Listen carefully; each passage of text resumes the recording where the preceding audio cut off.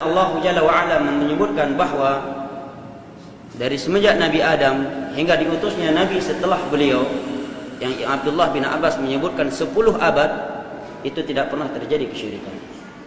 Ya. Setelah 10 abad setelah Nabi Adam, barulah terjadi kesyirikan. Allah Subhanahu wa taala berfirman, "Kana an-nasu ummatan wahidah." Dalam surat apa? Al-Baqarah. Ya. Mereka dahulunya manusia itu berada di atas agama yang satu. Fakhtalafu. Setelah itu barulah mereka berselisih. Fab'atha Allahu an-nabiyyina mubasysyirin wa mundhirin wa anzala ma'ahumul kitab wal hikmah. Maka Allah pun mengutus para nabi dan para nabi yang membawa berita gembira dan membawa peringatan. Dan Allah turunkan bersama mereka kitab dan hikmah.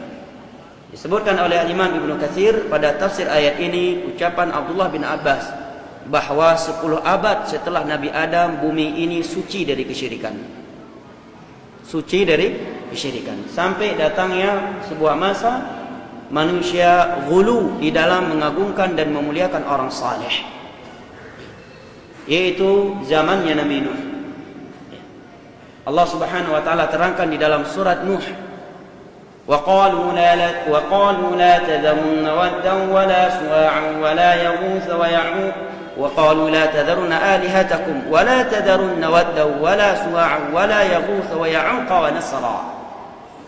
Mereka saling berpesan, janganlah kalian tinggalkan sesembahan kalian. Jangan kalian tinggalkan Wud, ya.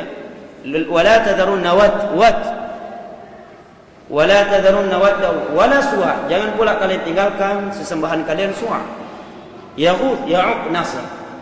Diriwayatkan oleh Al-Imam Al-Bukhari di dalam kitab sahihnya ucapan sahabat yang mulia Abdullah bin Abbas radhiyallahu anhuma menerangkan ayat ini bahwa 5 nama di atas tadi adalah 5 nama orang saleh di zamannya Nabi Nuh. Mereka ulama, mereka tokoh dan orang-orang saleh yang dimuliakan. Kemudian mereka meninggal di 1 tahun yang sama. Maka bersedihlah masyarakat di negeri tersebut. Kemudian datanglah bisikan dari syaitan, buatlah patung orang-orang saleh ini, gambar orang-orang saleh ini, agar kalian setiap kali memandang patung mereka, gambar mereka ini, akan termotivasi beribadah dan akan mengenang mereka kembali. Sehingga tidak datang anak keturunan yang melupakan ulama mereka. Kemudian letakkan di tempat-tempat yang biasanya dahulu mereka duduk di situ. Maka dibuatlah patung gambar 5 orang saleh ini. Belum disembah sekian lama, berapa lamanya tidak disebutkan. Yang jelas kata Abdullah bin Abbas, "Fatala 'alaihimul amad wa nusiya al-'ilm fa'ubidat bi jahl." Generasi demi generasi silih berganti, itu belum disembah. Sampai datang sebuah generasi yang sudah jauh dari ilmu, barulah mereka menyembah gambar-gambar orang saleh tersebut.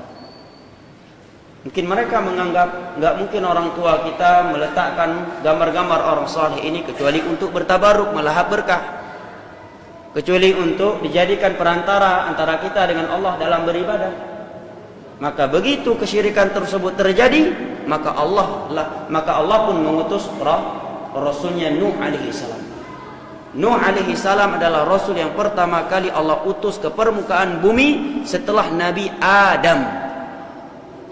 Yang menyebutkan bahwa Idris sebelum Nuh, kata para ulama, kata Syekh Utsaimin, dia telah mendustakan sekian ayat dalam Al-Quran dan telah mendustakan sekian hadis-hadis Nabi SAW yang menerangkan bahwa Nuh alaihi salam adalah Rasul yang pertama kali Allah utus ke permukaan bumi setelah Nabi Adam. Di antaranya firman Allah Jalla wa'ala di dalam surat An-Nisa, "Inna awhayna ilaika kama awhayna ila Nuhi wan nabiyyina min ba'di." Sesungguhnya kami telah mengutus kepada engkau, mewahyukan kepada engkau sebagaimana kami telah mewahyukan kepada Nuh sebelumnya dan para nabi yang datang setelahnya. Andai kata ada Rasul sebelum Nuh, setelah Nabi Adam, maka akan Allah sebutkan, kata para ulama. Ayat yang kedua, Allah menyatakan waja'alna fi dzurriyyatihi man-nubuwwata wal kitab.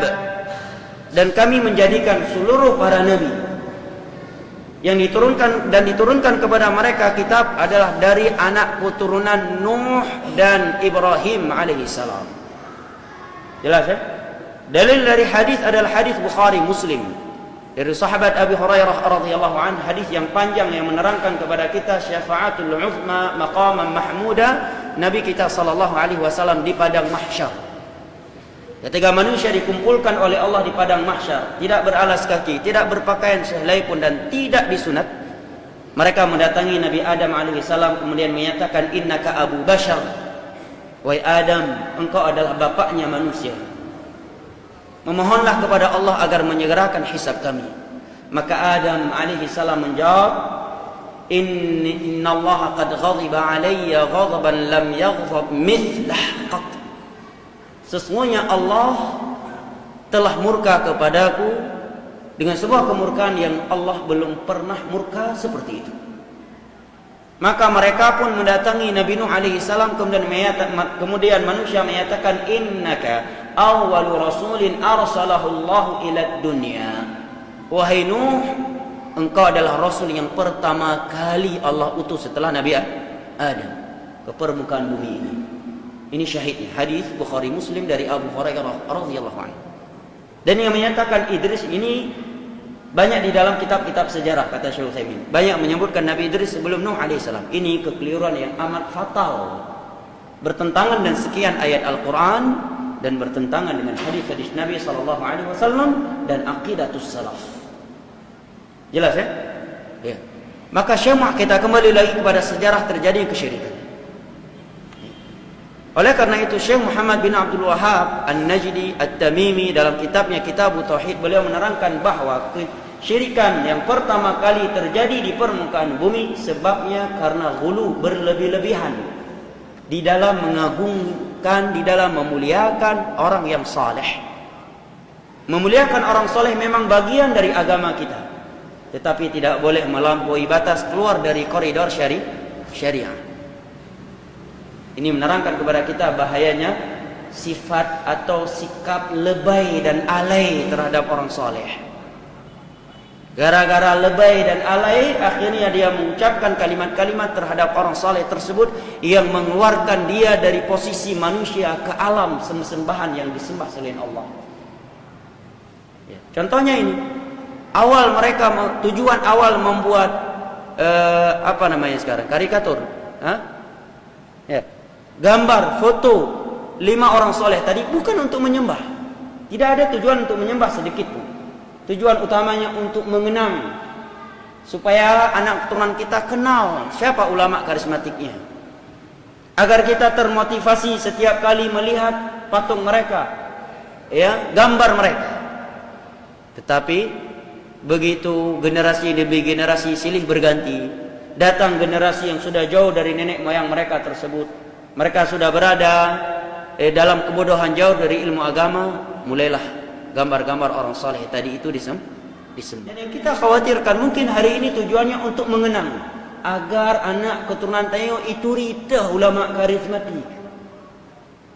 Tapi siapa yang menjamin 50 tahun ke depan, 100 tahun ke depan, 200 tahun ke depan, nyo gedipek warung kopi tayo le urang cik tayo awal pasti karena nyo penyebab datang rezeki karena syirik. Ya kan? Ini pasti orang tua kita memajang foto ulama, ini khusus ulama, buktinya bukan foto yang lain. Di tempat kita bekerja lain.